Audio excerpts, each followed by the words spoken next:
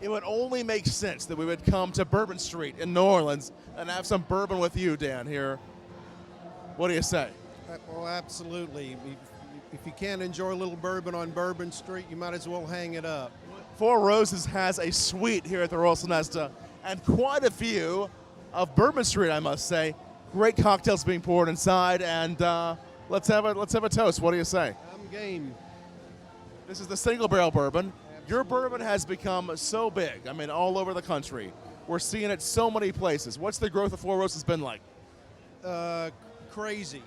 You know, we're already looking at what we've experienced the last 2 years.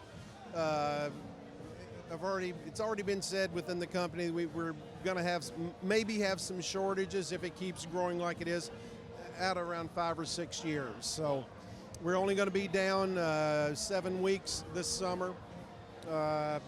We're producing as fast as we can. This is moving in the right direction for us, absolutely. Well, I feel it's the right direction right now. Cheers to you. And take a sip of the bourbon here on Bourbon Street. We don't have bourbon this good, with this good a view of Bourbon Street very often.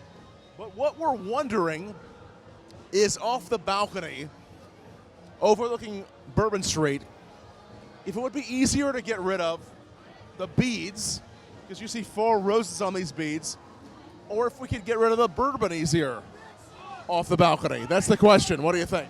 I think it might be easier to get rid of the beads. We just can pour the bourbon off as easy. Well, that's always easy to pour off, but you know there are other considerations with beads, so you got to have both. Beads and bourbon. Beads and bourbon, that kind of rolls off the tongue really nicely. Absolutely. You and I might start a new trend. Rather than throwing beads off the balcony.